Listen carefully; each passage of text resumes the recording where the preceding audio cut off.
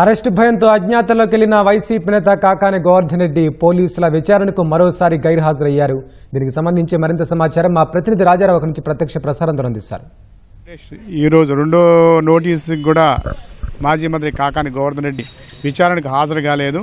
ఈ రోజు ఉదయం 11 గంటలకల్లా హాజరు కావాలని చెప్పి డీఎస్పీ శ్రీనివాస్తో పాటు పోలీసులందరూ కూడా ఇక్కడ డీఎస్పీ కార్యాలయం దగ్గర వేచి ఉన్నారు. అయితే ఇంతవరకు కూడా రాకపోవడంతో ఈ రోజు రారని కూడా నిర్ణయించుకున్నారు. అయితే మూడో నోటీసు ఇవ్వడానికి కూడా అధికారులు సిద్ధమవుతున్న పరిస్థితులలో ఈరోజు హైకోర్టులో క్వాష్ పిటిషన్ విచారణ కూడా ఉంది. ఈ విచారణలో బెయిల్ వచ్చే అవకాశం ఉందని వైసీపీ నాయకులు కూడా ఒక ఆలోచనలో ఉన్నారు.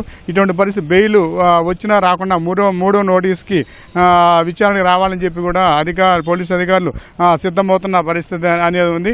దీంతోపాటు మరో కేసు కూడా నమోదైంది. వరదాపురంలో మైనింగ్ దీనికి సంబంధించి బ్లాస్టింగ్ పదార్థాలు సంబంధించి గిరిజనులు బెదిరించారనే కేసు కూడా నమోదైంది. ఎస్సీ/ఎస్టీ కేసు కింద ఇది పదలుగురు పోలీస్ స్టేషన్లో కేసు నమోదు చేశారు. దీనికి సంబంధించి కూడా మరో విచారణకి మాజీ మంత్రి కాకాని గోవర్ధన్ రెడ్డి విచారించే పరిస్థితి అనేది పోలీసులందరూ కూడా చెప్తున్నారు. దీని పరిస్థితి జిల్లా ఎస్పీ పోలీసులందరూ కూడా ఇది అరెస్ట్ విచారణకు రాకపోవడంతో మరోసారి హైదరాబాద్ వెళ్ళైనా అరెస్ట్ చేసే అవకాశానికి మీరందరూ కూడా వేచి ఉన్నారు. అయితే ఈరోజు సాయంత్రానికి మీరు హైదరాబాద్ వెళ్లేందుకు కూడా కొన్ని బృందాలు కూడా పోలీసులు సిద్ధమవుతున్నారు.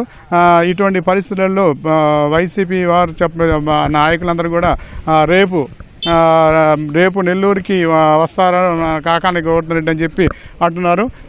మూడో నోటీసు ఇస్తే మాత్రం విచారణకి హాజరవుతారని అంటున్నారు. అయితే ప్రధానంగా ఇది వరదాపురం మైనింగ్ సంబంధించి ఈ పేలుడు పదార్థాలు వినియోగించారు అనే దాని మీద పొదలకూరులో ఫిబ్రవరి 16న కేసు నమోదు చేశారు. దాదాపు ఇప్పుడు 43 రోజులుగా వస్తుంది.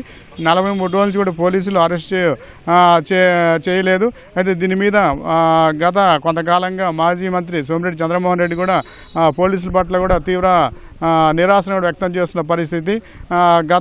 వైసీపీ అధికారంలో ఉన్నప్పుడు భారీ ఎత్తున మైనింగ్ చేయడంతో పాటు ఈ బ్లాస్టింగ్ పదార్థాలు వినియోగించి తీవ్ర ఇబ్బందులు కూడా గురి చేశారని చెప్పి అనేక సార్లు కూడా మాజీ మంత్రి సోమిరెడ్డి అక్కడ సత్యాగ్రహం కూడా వరదాపురంలో చేశారు. కొద్ది రోజులు ఇక్కడ నిరసన కార్యక్రమాలు కూడా కొనసాగినప్పుడు కూడా అధికార పార్టీ అండతో ఎటువంటి స్పందన లేకపోయింది. అయితే ఇప్పటికి కూటమి ప్రభుత్వం వచ్చిన ఈ పరిస్థితులలో వీరు అరెస్టు చేస్తారనే దాని మీద కూడా తెలుగుదేశం పార్టీ అందరూ కూడా ఉన్నారు.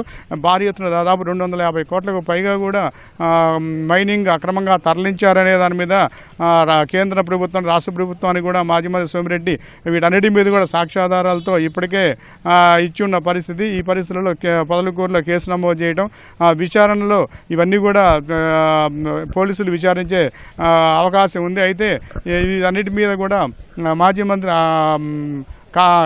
మంత్రి కాకాని గోవర్ధన్ రెడ్డి అజ్ఞాతంలోకి వెళ్ళిపోవడం కూడా కొంత వైసీపీ నాయకుల్లో కార్యకర్తల్లో కూడా నిరుత్సాహాన్ని కలిగిస్తుంది.